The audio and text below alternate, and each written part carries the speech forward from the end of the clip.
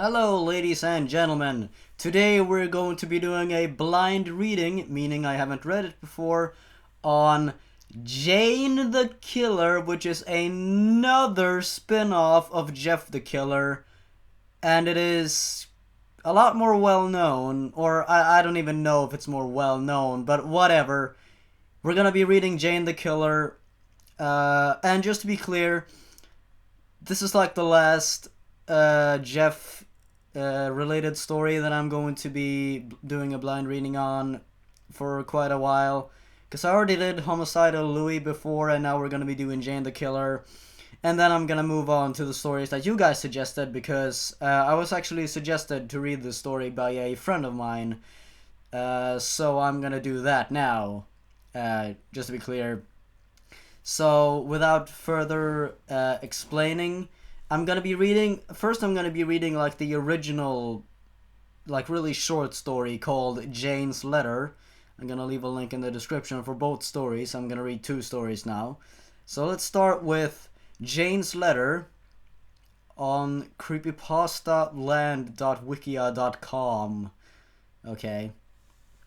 So on the right there is a horribly photoshopped picture along with the words "Don't go to sleep, you won't wake up," which is a oh so clever play on "go to sleep," along with the description of the picture saying "photo found on droid phone." I have no idea what a droid phone is. Whatever. On a hot summer night, around 4:33 in the morning, as Jeff the Killer took another victim. So if we're gonna go by this, if people actually think this is real, how the fuck would anyone know that it took place at 4:33 in the morning? Okay, this time a young wife, and also leaving her husband with a massive skull fracture as a result of blunt force trauma.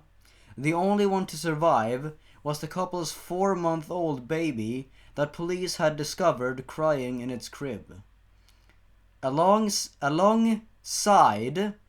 the child, police have found a letter which was written on the back of a paper grocery bag in a black Sharpie marker, and a Motorola droid, faintly illuminated under the baby's blanket. Oh wow, guys, it's written in black marker. This is so scary. It has never happened before in any creepypasta ever. The babysitter who was locked in the closet during the time. Wait a second. So before in the story it said the only one to survive was the baby, and now you're telling me that the babysitter was locked in the closet and survived. Okay, that's fantastic. The babysitter who was locked in the closet during the time claimed she smelled the lingering odor of women's cheap perfume and found body glitter on the baby's crib. So Jane wears makeup when she's gonna go killing people. Is that a fucking weird fetish she has? Whatever. But who was it from? Police were able to decipher the writing on the grocery bag, and here's what it said. Why didn't they just fucking look at the fingerprints on the thing so they could identify whoever wrote it? But here's what it said. Jeff, if you are reading this, know that no matter how many innocent victims you claim or how much innocent blood you shed, I'm still coming for you in the end. All of the men and women you so viciously slaughtered and disemboweled, I beat you to it. I killed them not because I hate them. I imagined those victims were you as I took their lives. Are you fucking kidding me? It was the mere vision of you that made me kill them. I never did like you, you greasy-headed, grinning, smug, ignorant son of a bitch. Oh, snap! My black eyes may look like I'm void of vision, but I'm not stupid. Just remember, the night that you creep into a poor girl's bedroom, you're gonna fall head over heels down the fucking stairs with your guts caught on the broken glass of the window that I smashed you into. Tonight, when I reach you, evil will battle evil. Evil will battle evil. Winner kills all, and the only one who will not get out alive is you. I'm coming for you. Sleep well. Signed, Jane the Killer. That makes her just as fucking bad as Jeff. Have you not thought of that, you fucking bitch? By killing people, you are becoming just as bad as Jeff. And the only reason that you want to kill Jeff is because you want to take revenge for all the men and women that Jeff has killed. And you take your revenge by killing other people in order to get, because you imagine them as being oh my. Okay, I'm not even gonna think about that anymore. That story was fucking awful. 3 out of 10. Let's look at the 7 comments that are on this fucking thing. 25 days ago by a Wikia contributor. Oh damn. Wow. Next comment. Dude, she killed my fucking family. I barely escape alive. Okay. Next comment. Poor Jeff. Yeah, because Jeff is so damaged. He's so fragile. Oh. Next, and someone responded with, meh, let Bubble Nose rot. Ho ho ho. Next comment. Oh God, please no. 9.9 out of 10. And there's a picture of Steve Carell saying, no God, please no. Someone responded with, oh no, she's coming for me. And someone else responded with, so I don't care. And oh my God, the grammar on these fucking not a single one of these comments, except one of them, which is poor Jeff, which has a bunch of emoticons next to it. All the others are fucking wrong. There's no single comment that is grammatically correct. So, let's move on to Jane the Killer, the real story. Oh. This story can also be found on the fucking Jeff the Killer wiki. I shit you not, there is a wiki for Jeff the Killer. And the thing and the background is just the fucking picture of Jeff that doesn't even cover the entire screen. It only covers the like upper left portion of the screen, which make the text incredibly hard to fucking read. So I'm just gonna read it on Wattpad instead, or whatever it's called. There's a lot of shit on this website, a lot of good stuff too, but a lot of shit. And oh my God, this story is like fucking longer than Jeff the Killer. Or longer than Homicidal Louis. So we're just gonna, how long is this going on for? Okay, 8 minutes. This is gonna go on for quite a while. But whatever. So let's start with Jane the Killer, the real story.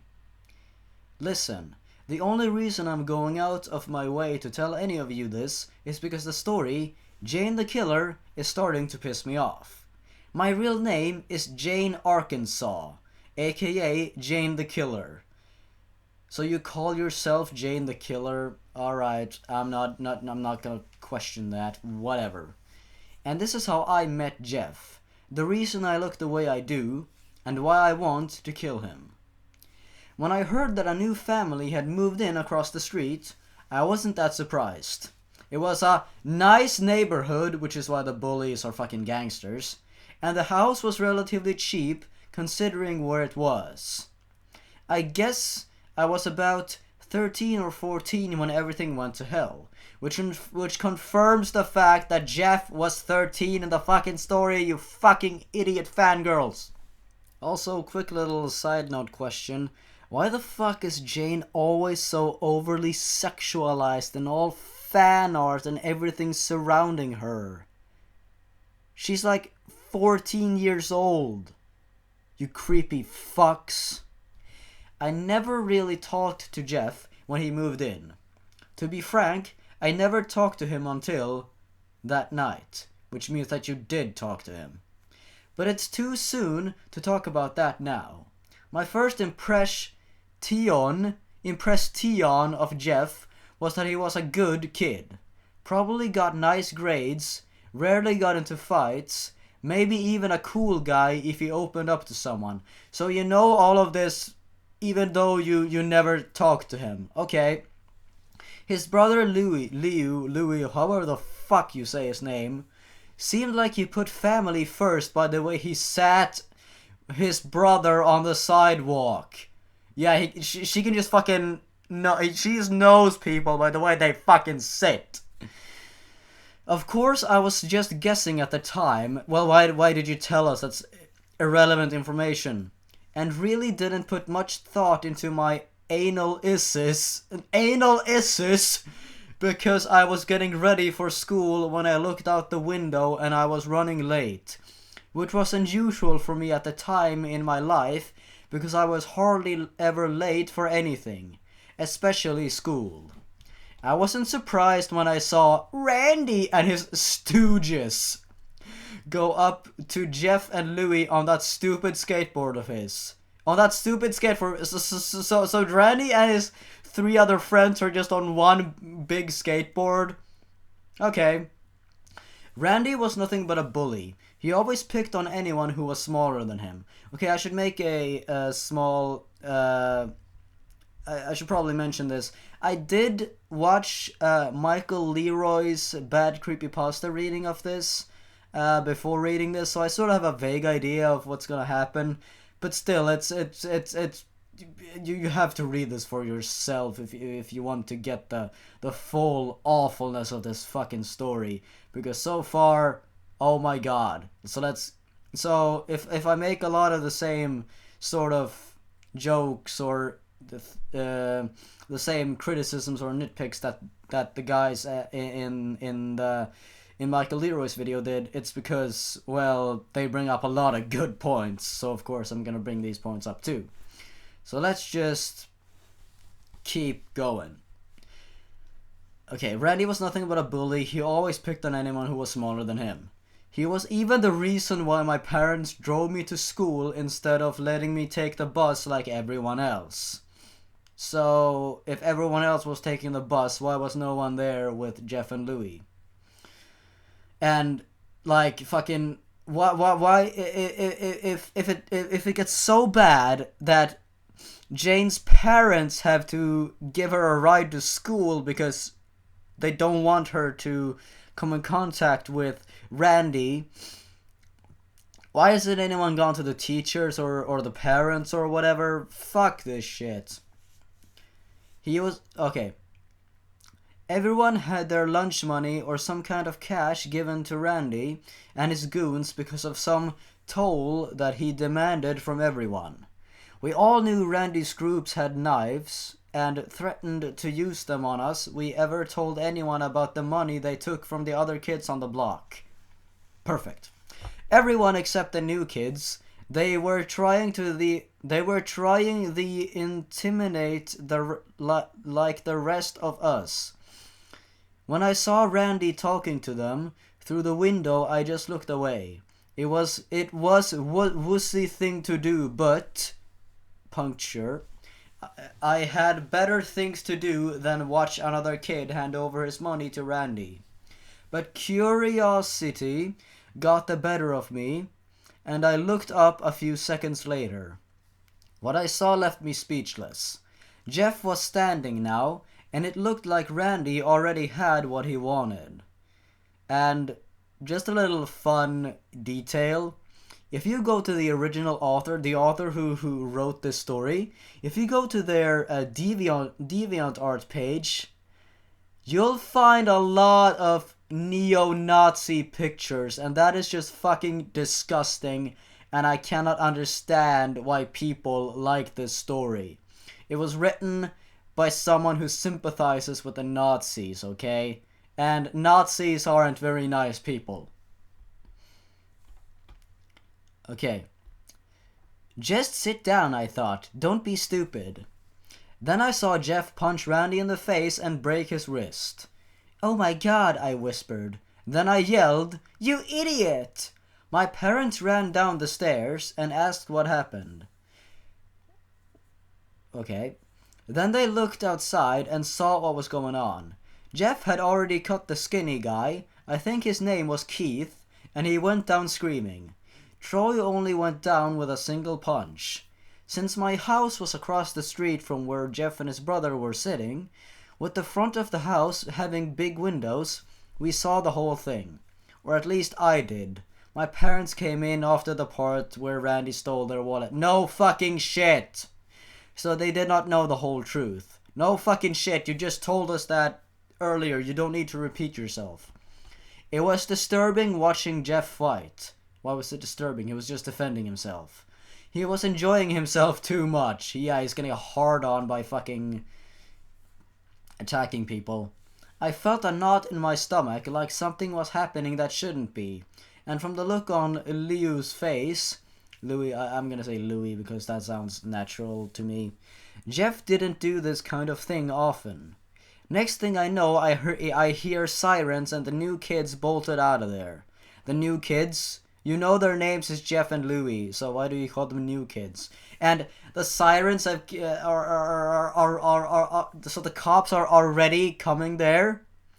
Like, after like 5 seconds after Jeff started beating up the fucking bullies in self-defense. The cops came around with the bus driver to check on the victims. It seemed they were going to be alright. You know, considering the amount of crap kicked out of them.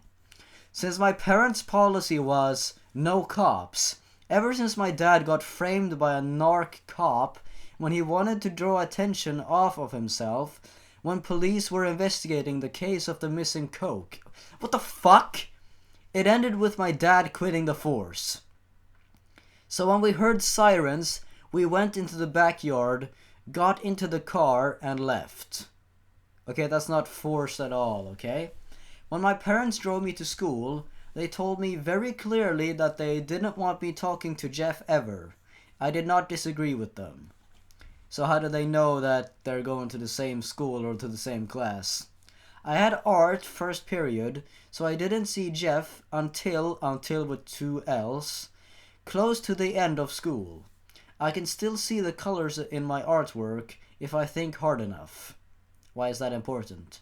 But when I try to look at anything now, it all seems gray. Wait, so what? I can still see the colors in my artwork if I think hard enough, but when I try to look at anything now, it all seems gray. But you can't see your artwork, but everything else is gray. I guess that's the price someone pays for losing their innocence. I didn't see Jeff until with 2 L's again, because the author doesn't know how to fucking spell.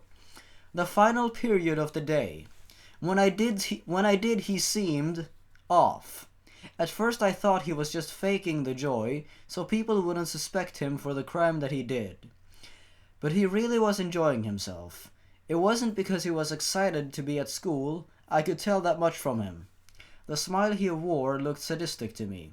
It was the smile of a madman. But in the original Jeff the Killer story, Jeff is just acting casual. Fuck this shit. The smile he wore looked sadistic to me. It was the smile of a madman. Okay.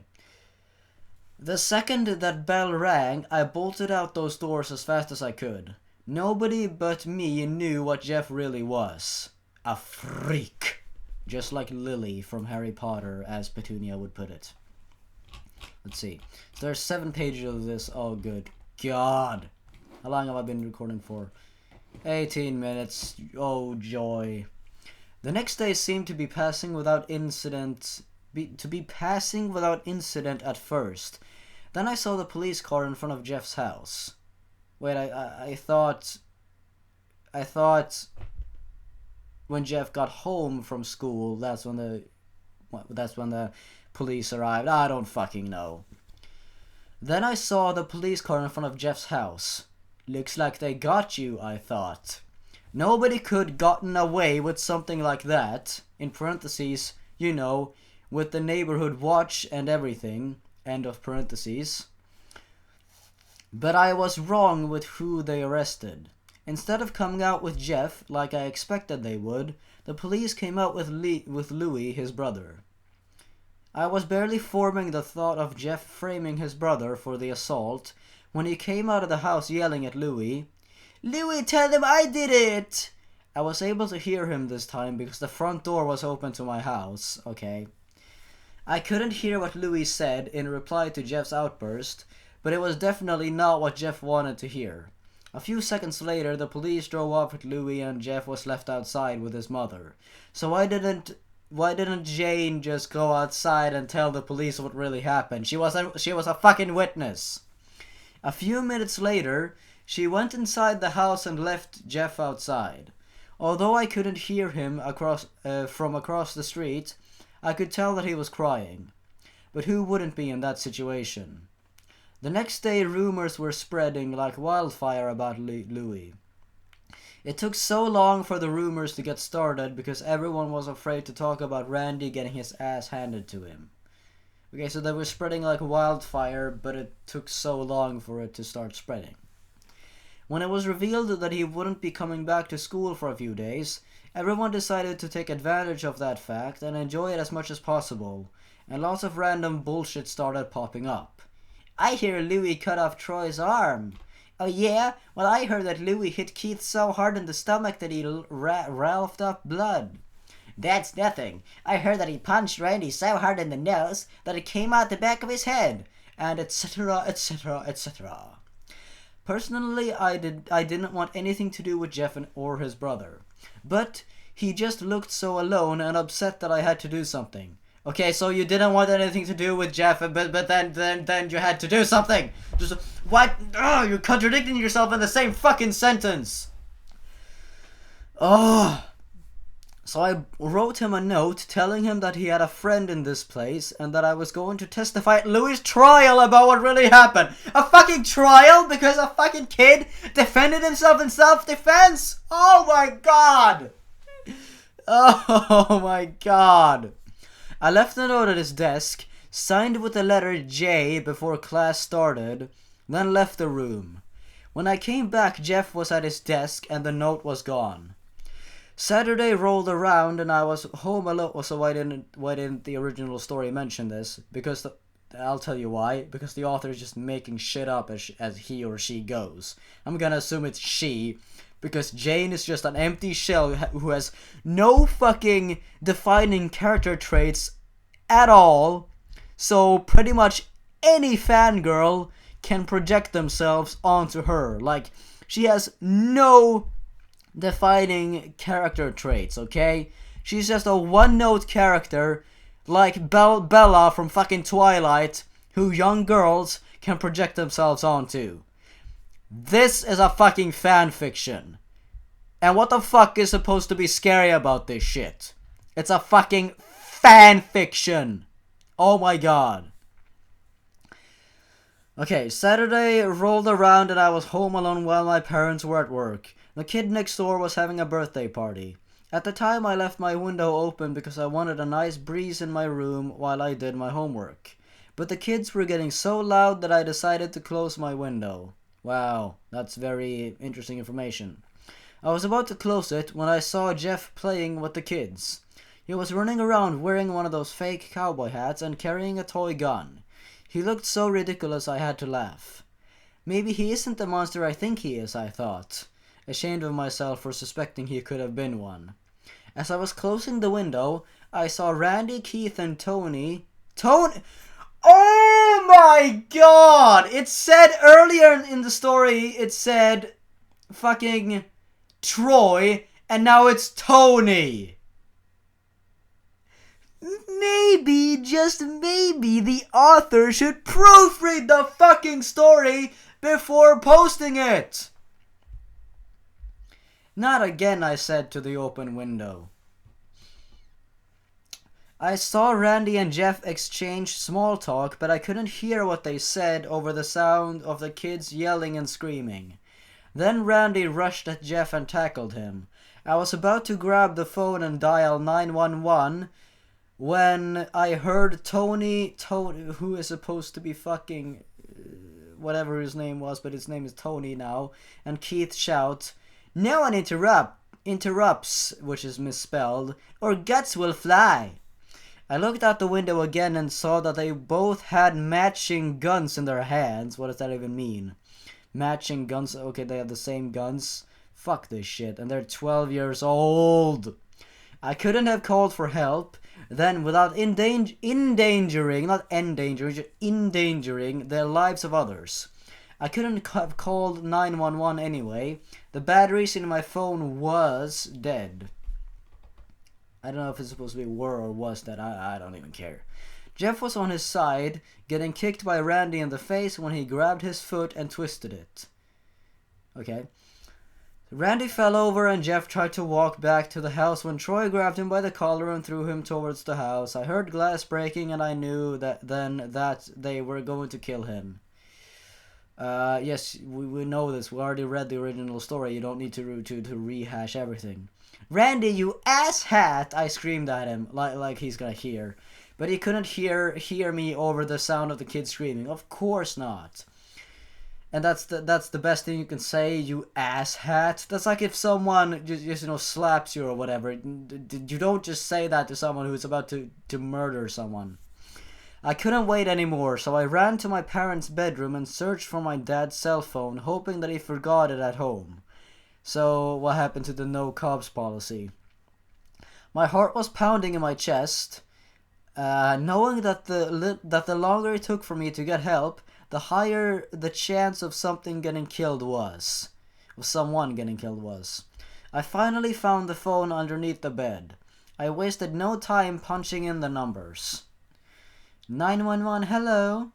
I need help, there's an emergency going on next door. Some guys jumped the fence, and they are beating up someone. They've got guns, you need to hurry, please. Okay, miss, I need you to tell me the address and I'll send help right away. Okay, page number 3 of 7. I quickly told her my address and the address of the house next door. Please hurry, I said. It's okay, just stay on the line. Bang, bang, bang! I heard loud gunshots come from next door. I yelped and dropped the phone. It landed on the ground and broke. So where the fuck else would it land? On the ceiling? Then I ran to my bedroom window to try and figure out what was going on. But no sooner had I poked my head out the window, I heard the whoosh of a fire, okay, and the screaming. I'm going to make Jeff scream like that again when I find him. Oh my god. So you're gonna have sex with him. I mean, what? The only thing I can compare it to is the death cry of an animal. Okay, so normal people don't cry like animals. It was at the time, for me, horrifying. Horrifying. That's how the author spelled it. But now it sounds like music to me, and there is nothing I want to hear more in the world than him screaming. This is just so fucking cheesy, I'm just cringing over here. I saw fire spew out of the house like an angry dragon. I ran downstairs immediately and got the portable fire extinguisher from the kitchen and ran outside. As I was running, I popped the pin from the extinguisher for immediate use. Luckily, the door was unlocked as I barged in, but when I saw Jeff, I completely froze. So that's misspelled again. He was lying at the bottom of the stairs, almost completely misspelled again, on fire, with adults trying to put it out. I saw bits of his skin through all the commotion. Some parts pink, some parts charred, but it was all covered in red. At the sight of all this, I screamed and then I passed out. You passed out while trying to give someone a fire extinguisher. Oh, so tough. So tough. She is such a worthy opponent against Jeff. Last thing I remember is some of the adults running towards me. Whether it was to help me or get the fire extinguisher, I don't know. When I came to, I was in a hospital bed, wearing one of those gowns that a patient wears. So it seems like every single Jeff the Killer story seems to follow a strict tradition with having the main characters waking up in a fucking hospital. A nurse came in a few moments later. She had long brown hair in a bun hidden under her hat. She looked like she didn't want to be there. I asked her what happened. All I know is that you were brought in with a few other kids because you fell and hit your head on a fire extinguisher.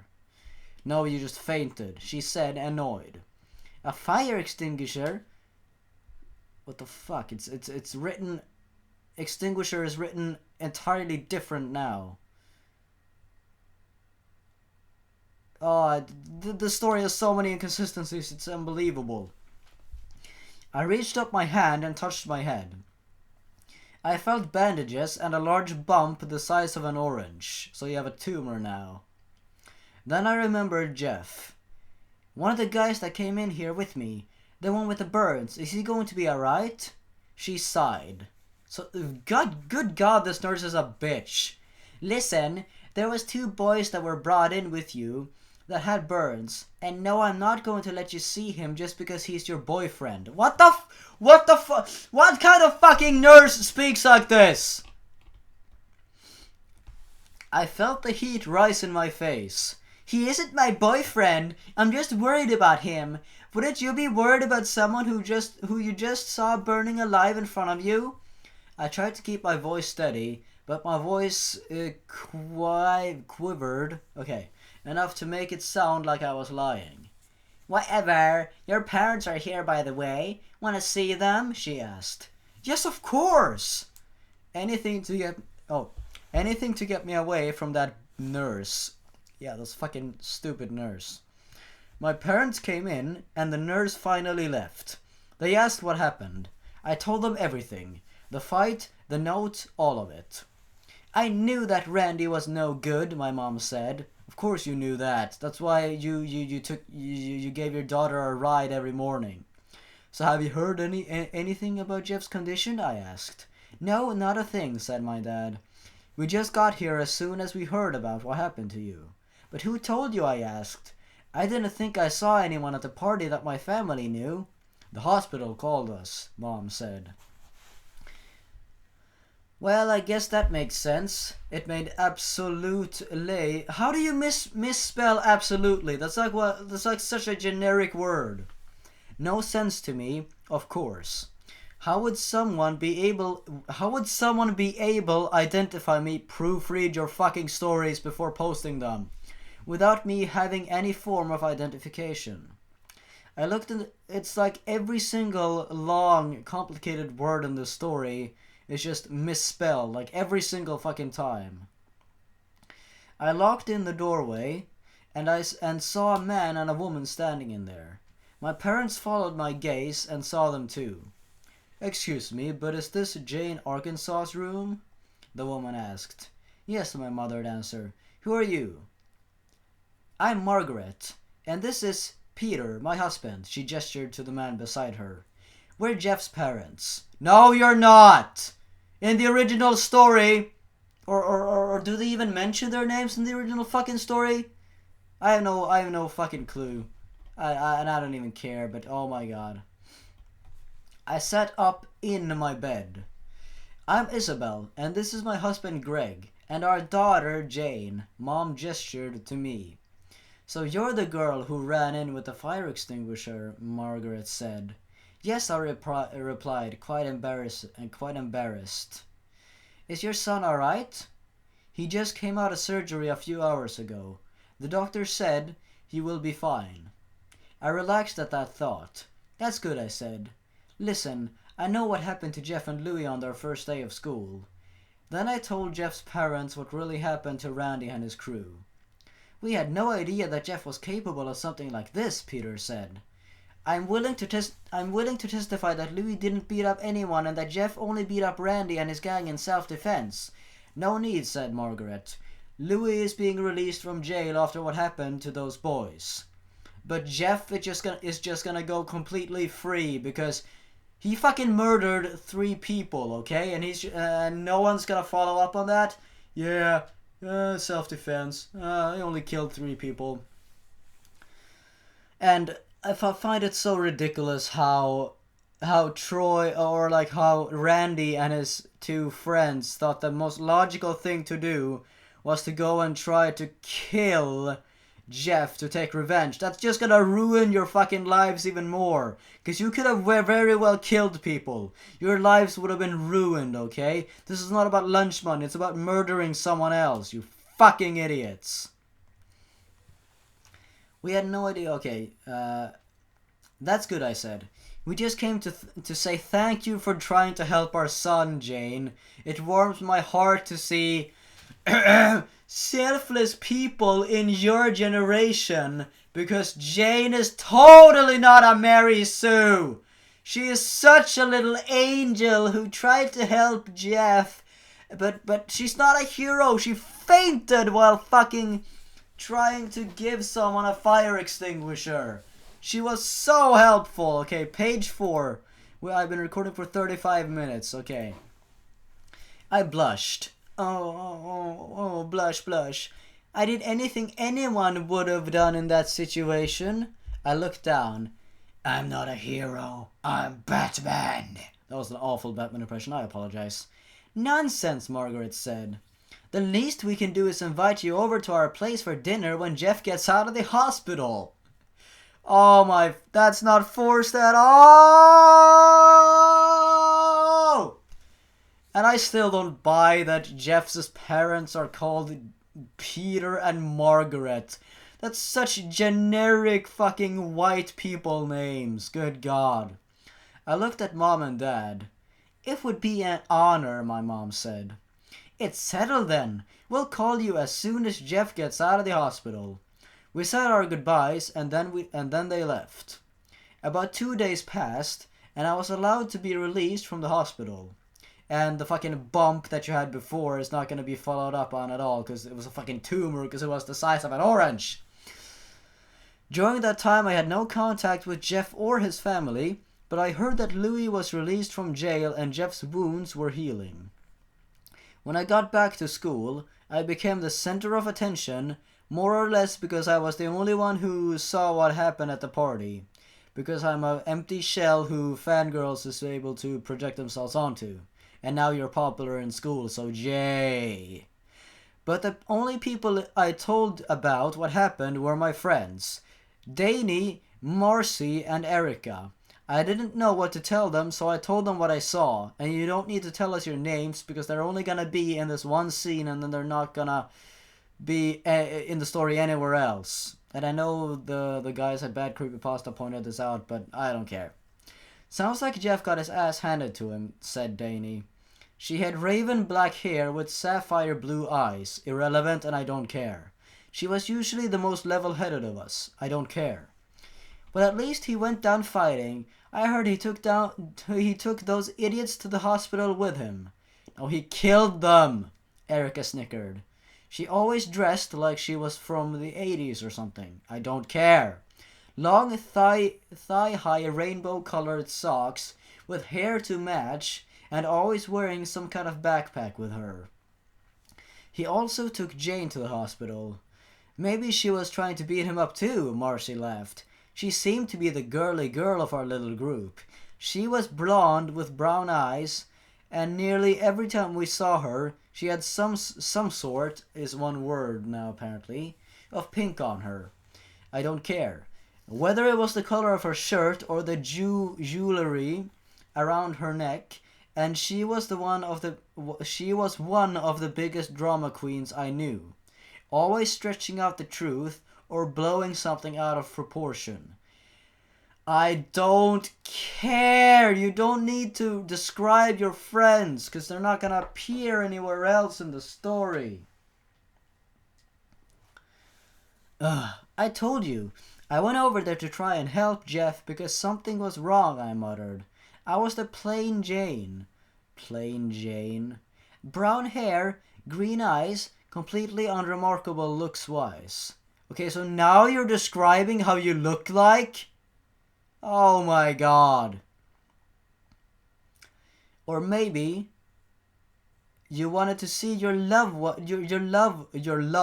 one last time before he left to go get help for himself, Marcy said in her dramatic voice. I just looked at her with my eyes the size of dinner plates. What?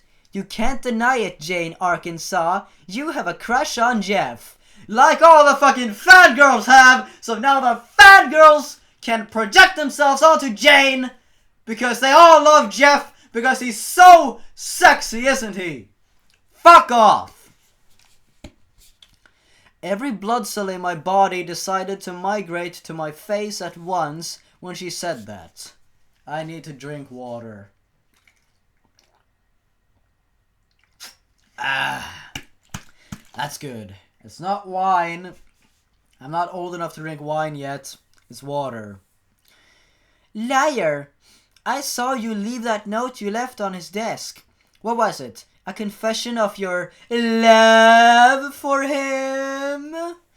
No, it was nothing like that at all. I was just... So you admit you left him a note then? What do you mean? I was guessing. She gave me a cynical little smile and then just waited for my response. Response with a C. I don't know if that's a British thing, but that's not how I've gotten used to writing response. So I'm gonna say that's a typo. The other girls started laughing at me. Jane, it's only a joke. Okay, Jane, it's only a joke. There's no punctuation, there's no comma or anything. It's just one sentence. Jane, it's only a joke. I was just kidding, Marcy smiled. Your face is redder than a potato, Erica cackled. Oh, I hate all of you. Oh, I'm so damaged. Oh, emo. I grumbled. Oh, and now there's a comma. Stop being so serious. Danny put a hand on my shoulder. Come on, let's get to class. The weeks went by. Everything seemed to be normal. I think Louis even made a few friends. Everything was normal and nothing happened. Then Louis came up to me one day and told me about Jeff. Excuse me, your name is Jane, right? I turned around and looked. It was Louis. Yes, you're Louis, right? Jeff's brother. Yeah. He looked a little uncomfortable. Then again, so was I. Why? Why were you uncomfortable? Look, my parents wanted to tell you that Jeff is getting his bandages removed in a few days, so expect a phone call inviting you to dinner soon. Okay, well, thank you.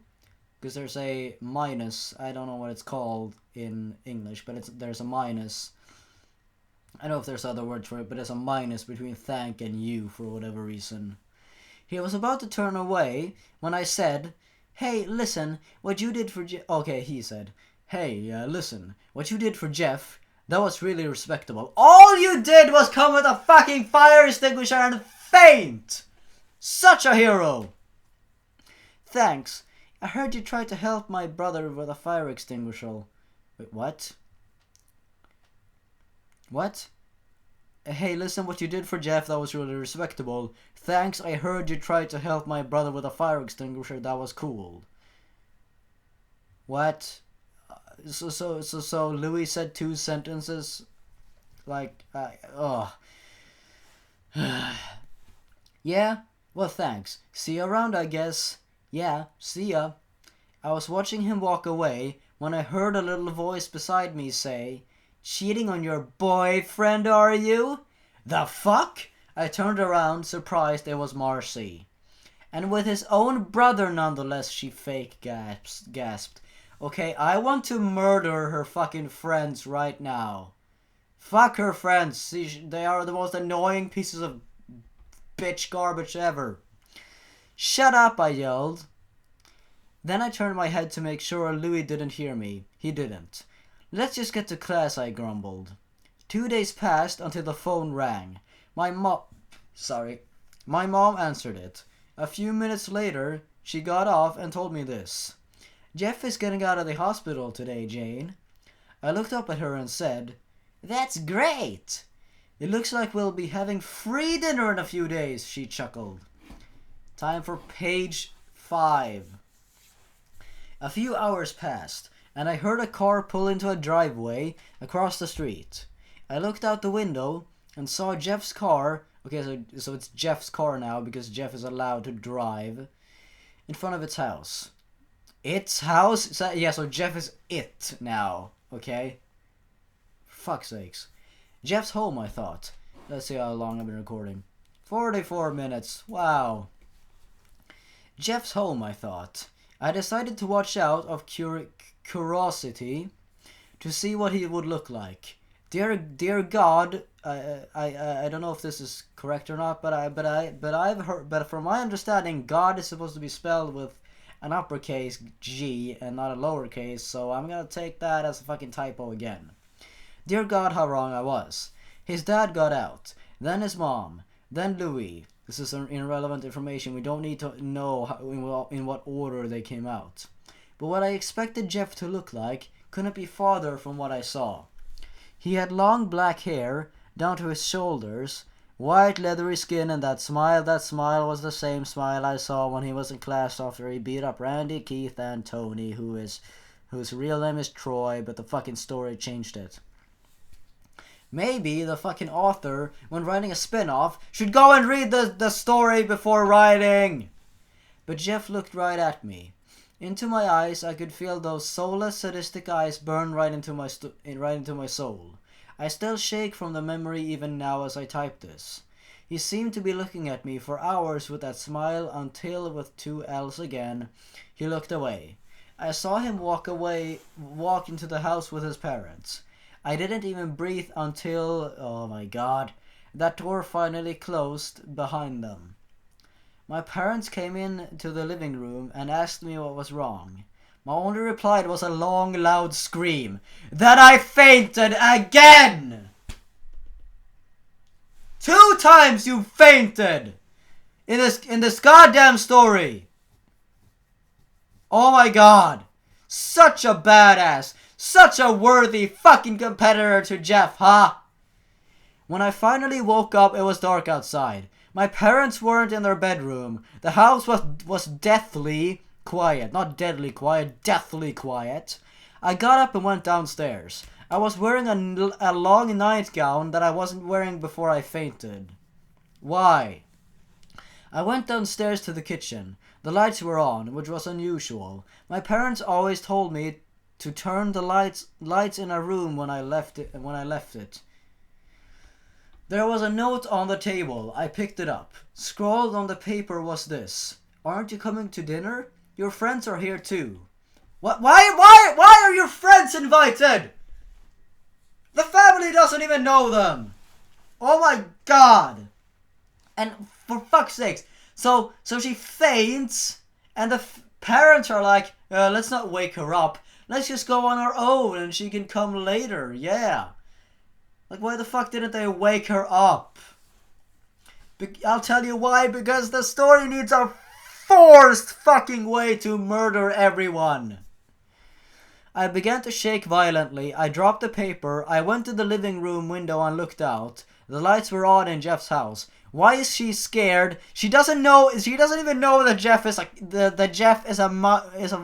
a murderer yet. Okay, all she knows is that Jeff has changed his appearance. I knew that I had to go there, but I was terrified out of my mind. I shook my head and looked back again. I saw Jeff leaning on the window in his house, staring at me with a knife in his hand and tapping it against the window. How does he even know who Jane is? Like, the only thing she did when interacting with him was leave him a note, and she only wrote J on it, so how does he know who she is? But he was tapping against the window. Tap, tap, tap. He was still smiling. Tap, tap, tap. I started stepping back from the window, never taking my eyes off of him. Then I turned and ran away from the window into the kitchen. When I peeked out the kitchen to look out the window, all I saw was a smear of red on the window. I turned around and looked at the kitchen. Everything seemed to be in its place, even the knives. I grabbed one of them and held on tight. Then I found the phone and tried to dial 911, but the line was disconnected. Okay, fuck that shit. So how was the line disconnected? Why was it disconnected? And disconnected is misspelled, by the way. But why was it disconnected? And why didn't she just go back and say like, oh, it was because of the no cops policy? No, they have to bring another fucking reason for why she can't call the police, because this story doesn't know how to progress naturally, and the author just make me stuff up as he or she goes. I had no idea where Dad's cell phone was, or if it was even fixed. So your mother doesn't have a cell phone? I didn't want to go upstairs to find it. I didn't want to get stabbed in the back while I was looking for it. And I went to ask one of the neighbors for help.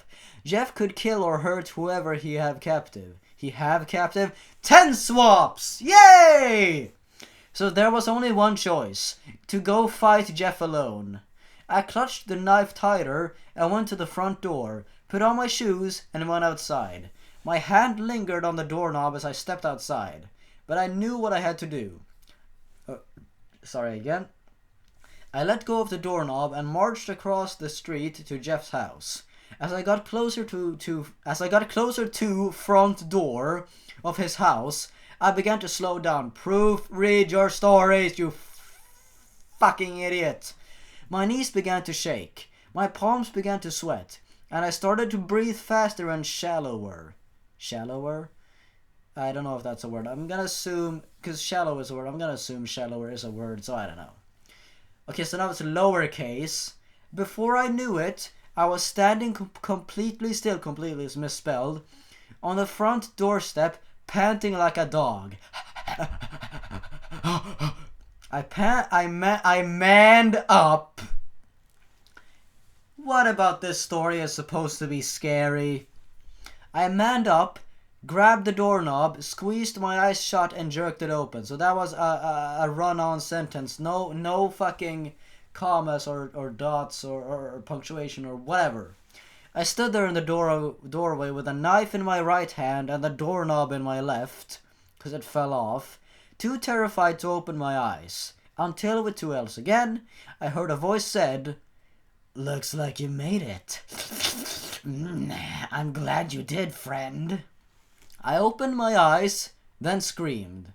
His eyes were large and unblinking, and his smile was red. He had carved a smile into his face. Oh, so scary! His clothes were covered in blood. And then I passed out! 3 fucking times. Do you know how many times I have fainted in my life? None! And this bitch has fainted 3 times in less than a month! Oh, this story is giving me cancer! Okay. When I woke up, I was at a dining room table. Oh, my knife was gone, and when I looked up, I saw people sitting at the table. It was my parents, Jeff's parents, his brother Louis, and my friends. They were all dead, with smiles carved into their faces and huge red cavities in their chests. The smell was unbearable. It's indescribable. Unlike anything I had ever smelled before. It was the smell of death. Just a question. Why did Jeff give them smiles? What's his motivation for doing it? Because the original story and like no other story I've ever read, or fucking horrible spin-off I've read, mentions anything about Jeff carving smiles into his victims. Bullshit. Bull and shit. I tried to scream, but I had a gag in my mouth and was tied to a chair. Oh no! But I told you guys before, this is a fucking fan fiction! This is a fan fiction! This is a fucking fan fiction! I don't want to keep reading, but I have to. I looked around at the room in disbelief. Jesus Christ, so many misspelled words. Tears were welling up in my eyes from the sight and smell of the bodies. Look who's finally awake. I turned and looked beside me. Jeff was there. I tried screaming, but the gag was in the way. Suddenly he was beside, with the knife against my throat. Shush, shush, shush. It's not polite to scream at friends. Yeah, because you're totally friends, because you never even talk to each other. Gonna drink again.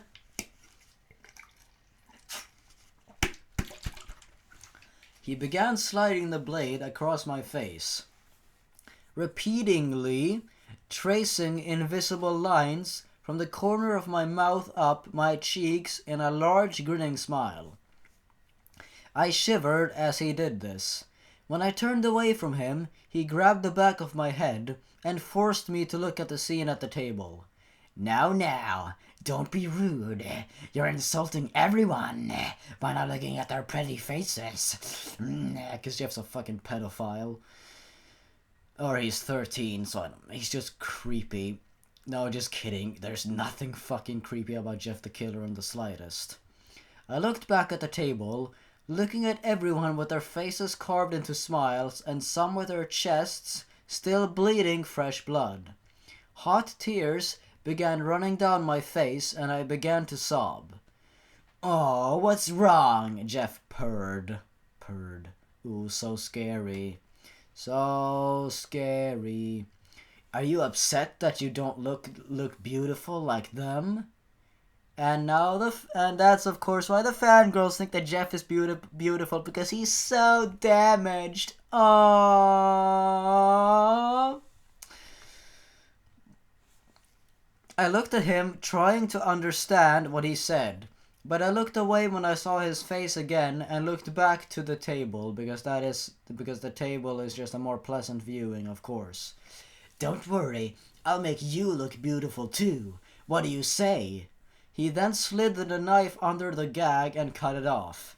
I spat out the gag and looked at him straight in his eyes, trying to hold his gaze. He tilted his head to the side as he looked back at me. Then I shut my eyes and looked away from him.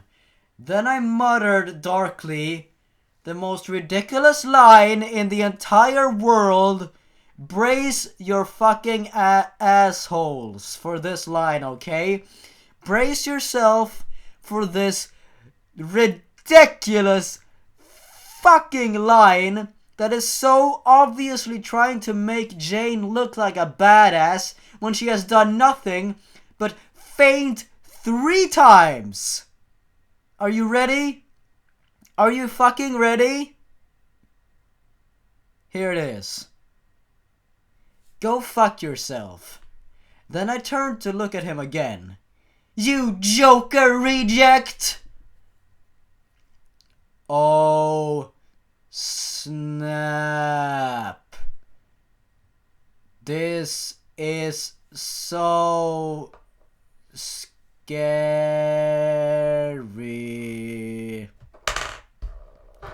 He just laughed in my face. I preferred it when he just smiled. "You're even funnier than I thought." Yeah, she was so funny. He came closer to me. I looked away again, feeling his breath against my skin. Friends do friends favors, right? And the second friends is in uppercase because for no reason whatsoever. "Well, I'm going to do a favor for you. I'm gonna fuck you." No, there's no difference. This is a fan fiction. I felt him let go of the back of my head. When I looked back, he was out of the room. I looked back at the table once more, taking it all in. Fresh tears started to come down my face again as I remembered my family and friends who were alive only a few hours ago. I was still crying when Jeff came back. "Don't cry," he said. "It'll all be ogre soon." Okay, he didn't say ogre, but I'm just thinking of fucking Shrek. I looked down at him and saw that he was holding a jug of bleach. It was not a thing of bleach like the original piece of shit Jeff the Killer fucking story said. And a can of gas. My eyes widened and I looked back at him. I didn't have any alcohol. Okay. Alcohol is misspelled with an H where it's not supposed to be an H. So it's alcohol. Like, how do you misspell alcohol? It's such a common word. Just read your fucking stories before posting them. I didn't have any alcohol, so this'll have to do. Then he began to douse me in bleach and gasoline. And you misspelled gasoline. Oh my god. We had better hurry, Jane. I've already called the fireman. Why did he call the fireman? Does he want to get caught? Then he held up a single match, lit it, then threw it at me. The flames erupted as soon as the match came in contact with me. I screamed as loud as possible. The pain was unbearable. I could feel the flesh melting off my body, the heat invading every pore in my body, blood evaporating in its veins, and my bones becoming charred and brittle. Jeff is a fucking retarded asshole. What does he expect is gonna happen? He could very well kill her. Before I blacked out, I heard Jeff laughing. See you later, my friend. I hope you become as beautiful as I am. Ah ha ha ha ha ha ha. So scary. This is such a scary antagonist. Oh. Then everything went black. When I woke up, I was sitting in a hospital bed, bandaged from head to toe. Everything was spinning and it hurt to blink and breathe. I looked around and saw an empty room. I groaned loudly because my mouth was bandaged. Everything hurt. A nurse came in a few minutes later. Oh, I hope this isn't like the last nurse. Jane, can you hear me? I looked towards her. The room started spinning even more. Jane, I'm your nurse, Jackie. I don't know how to say this, but you family died in the fire. I'm sorry. Also, quick little question for all you fucking fangirls who eat all these shitty spin-off stories up, like Homicidal Louis and Jane the Killer. If you buy both of these stories, if you think both of these stories are canon in Jeff's story, when would Louis have time to fucking escape and be, you know, taken to the hospital? And secondly, if Jeff sets fire to the whole house, how would Louis be able to escape then? And why was he not burned in the Homicidal Louis story? Just a little tiny question for you. No, they didn't. Tears started falling down my face again. I sobbed. No, honey, don't cry. You won't be able to breathe if you do. Don't cry? What the fuck do you expect? When you tell someone that she's just lost her fucking family. I couldn't stop. Jane, I'm going to give you something to help you calm down, alright? I felt something run into my bloodstream, then I fell asleep again. So are these mental drugs like in Clockwork? Fuck that shit. When I woke up again, I could move more in my body, wasn't as bandaged as I was when I first woke up. I looked around and saw that my room had flowers in it. Some were fresh, some were dying. I tried to get up, but a nurse came in and put me back down. Easy there, Jane, you've been asleep for a while. Try to take it easy. I tried to speak. My voice came out rough and sandpapery. How long was I all asleep? Oh, how do you misspell asleep? It's all seep in the fucking story. How do you mispronounce or misspell that? Almost 2 weeks. You were put in a medically misspelled again. No wait, I don't know if it's misspelled. I'm too tired to look that up. You were put in a medically induced coma in order for your body to heal. I'm the same nurse you saw the first time you woke up. Give me a mirror, I said. Jane, I don't think that's what's... Get me a mirror! This is sandpapery. I felt the handle of a mirror get slipped into my hand. When I looked into the mirror, I dropped in onto the floor. Okay, so she just dropped her body on the floor. The shattering of the mirror didn't compare to the shattering of my realization. My skin was leathery and brown, not white as Jeff, which is very inconsistent. I didn't have a single hair on my head, and Jeff's hair turned red or turned black for whatever reason. Oh my god. and the skin around my eyes were shaggy. I looked almost as bad as Jeff. Why do I get the feeling this author is racist? Because the girl in the story gets brown skin and Jeff gets white skin. Yep, definitely racist because of the fucking deviant pictures and neo-Nazism and fucking disgusting crap like that. Everything came flooding back to me. I began to cry harder than I ever had before. The nurse was hugging me, but it didn't help much. At the height of my sobbing, I was surprised that nobody else came in to check up on me. By the time I was done, I could barely speak. No one else came in to check on me? How do you know no one has? Because there's flowers there. Someone has obviously been there. Someone came into the doorway. Excuse me, I'm Courier 6. Okay, that doesn't say that in the story, but whatever. I have a delivery for a Miss Arkansas. I'll take those. Jackie stood up and went to the doorway. I didn't want the delivery guy to look at me, so I stared at the wall in front of me. Okay, final page. Thank God. And I've been recording for over an hour. I don't care. Oh my God. Someone certainly cares about you, Jane. It looks like the same person who sent you all those flowers got you a package too. Oh no, it's Jeff. Does Jeff have a crush on Jane? Oh, why? There's no reason for Jeff to have that other than maybe that he's physically attracted to her, but he doesn't know anything else about her. This is bullshit.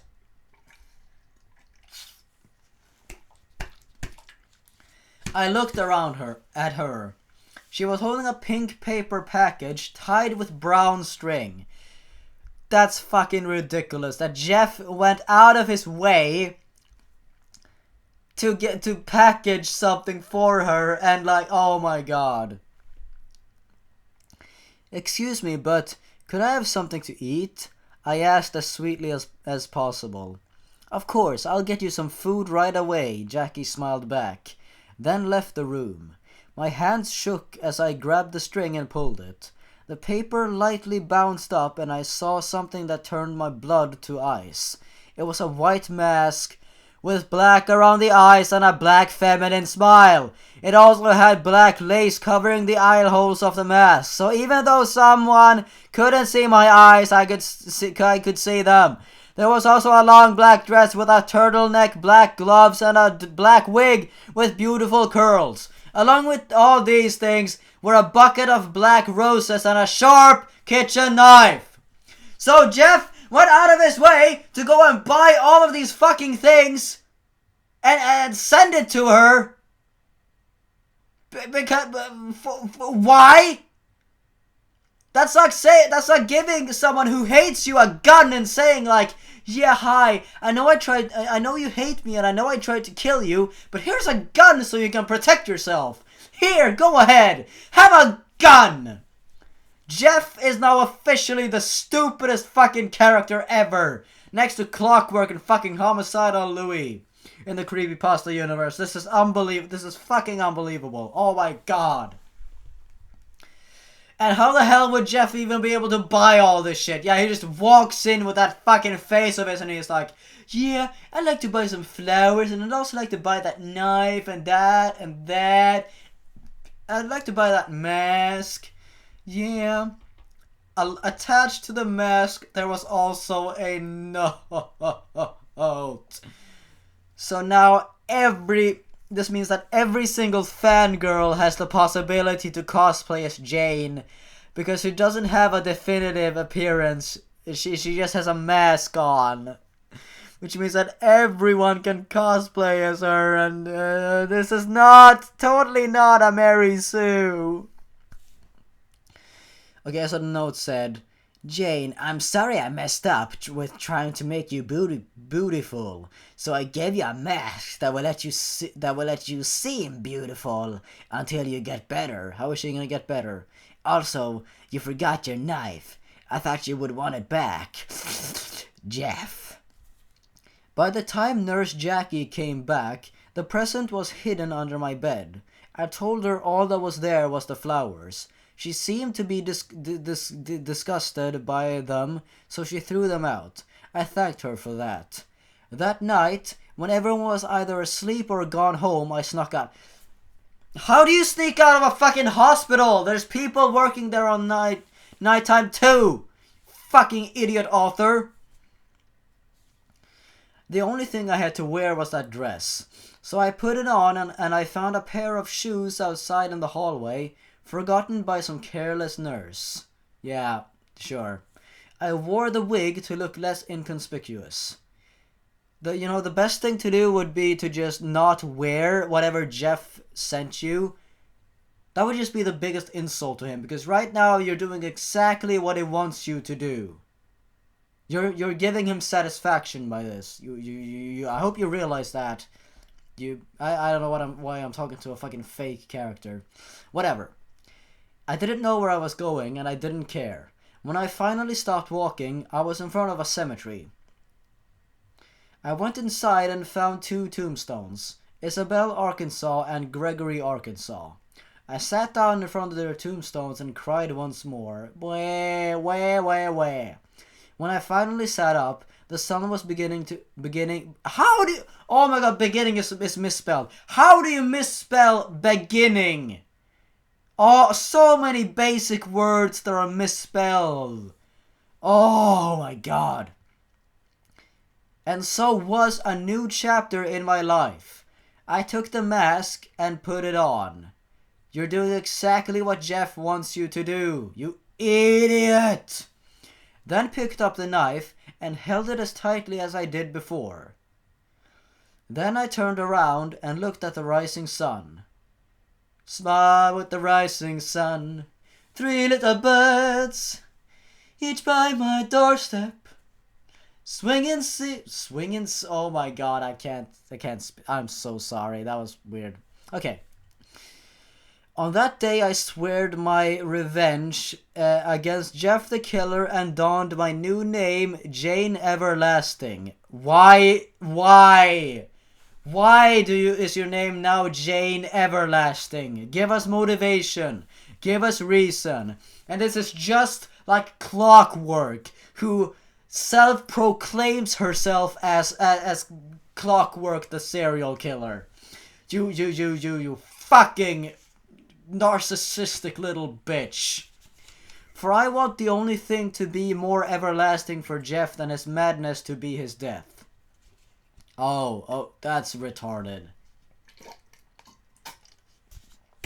And before some political correct asshole goes in the comments, I have nothing against people who have disabilities or such.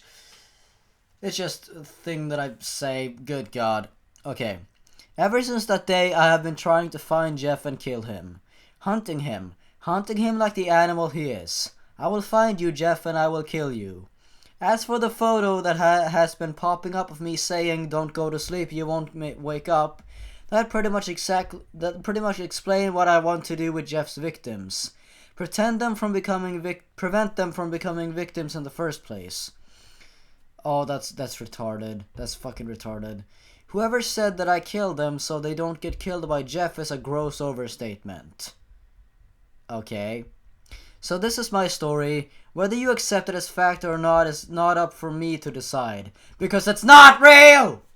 So if you excuse me, the sun is going down and the hunt is beginning once more. And now beginning is spelled correctly. What the fuck? That, ladies and gentlemen, was Jane the Killer, and I've been recording for 1 hour and 13 minutes. I am so glad you stuck through it all. That's amazing. Thank you so much. That means a lot to me. This story was just as bad as Jeff the Killer, just as bad as Clockwork, just as bad as fucking, what is it called, Homicidal Louis. I give it it's not as bad as Homicidal Louis. No, it's just as bad. 2.5 out of 10, okay? 2.5 out of 10. Let's take a look at some of these wonderful comments on Wattpad. Look, little bitch, your ass needs to stop passing out. Yeah. Awesome! Fuck you. Wow, the first comment, the passing out comment, has been flagged as offensive. You oversensitive little fangirls. Oh my god. Fabulishly love. Girl, you are fabulicious. Jane, shut up. God fucking damn it, Jane. This has been flagged as offensive. Is it me, or does the rainbow hair remind me of Rainbow oh my god. At least he apologized, people. Gosh, no more hate, please. Now, gorgeous. Okay, this may be mean, but... Come on, I know you're putting up an act, Jane, because we all try to kill our crushes. Fuck you. Okay, so you're doing a favor for Jane by jumping off a fucking cliff, Jeff. Go do it. Oh, shut the... What the hell are you saying? Ah, so sweet, even though he killed your friends and family, but who cares? Now you fab, Jeff, not beautiful. Not even more fab than Poods. Oh my god, cancer! Cancer! I have cancer! Fuck this shit, I'm out. Good god, thanks for watching. Next time I'm gonna be reading a much better creepypasta. Thank you. See you later. Goodbye.